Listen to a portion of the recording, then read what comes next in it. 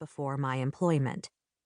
It was the right choice in retrospect, even if it took me years to feel halfway decent about making it.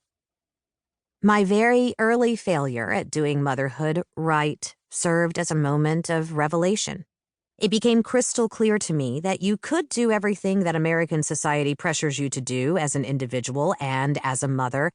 And if anything goes wrong, not only are you on your own, but you will also be either tacitly or explicitly blamed for your deviation.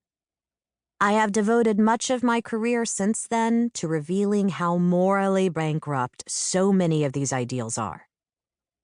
In 2020, that moment of revelation hit nearly every mother in the United States. When the shit hit the fan during the COVID-19 pandemic and all the rickety systems of care, school, and health collapsed in an instant, we all learned how alone we were.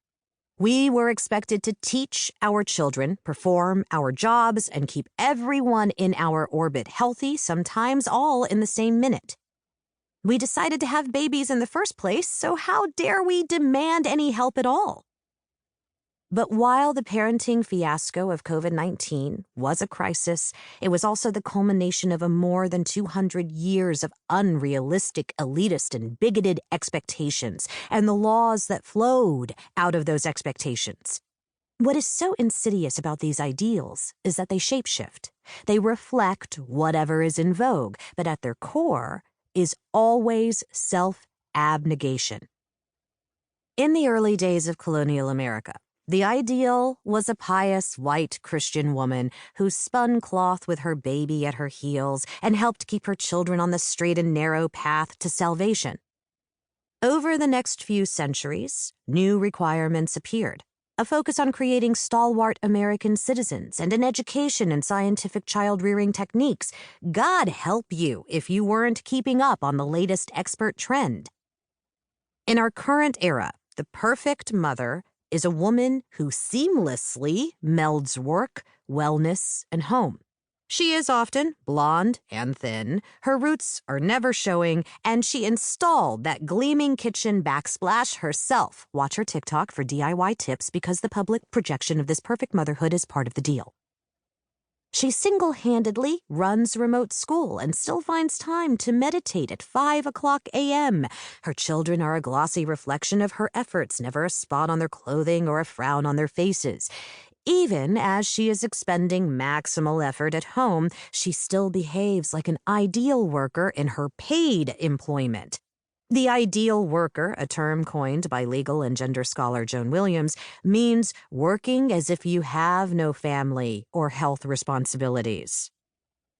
Even if you consciously reject this litany of demands, they manage to worm their way into you. What is obvious about these standards when you hear them listed out this way is not only how absurd they are, but also how individualistic and superficial these pressures can be.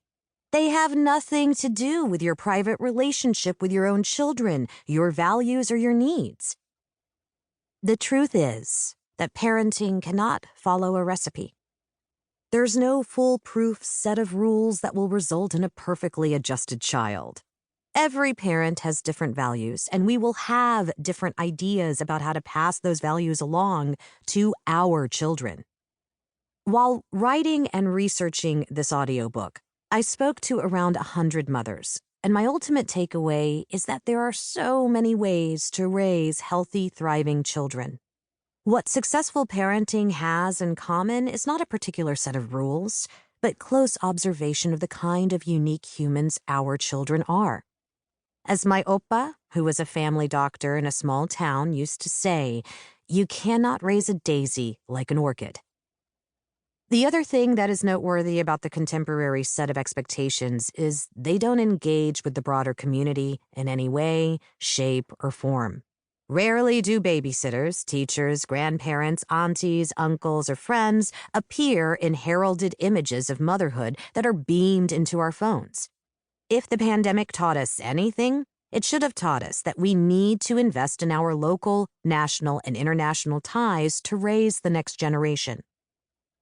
No country in the entire world that is as wealthy as the United States gives as little to parents.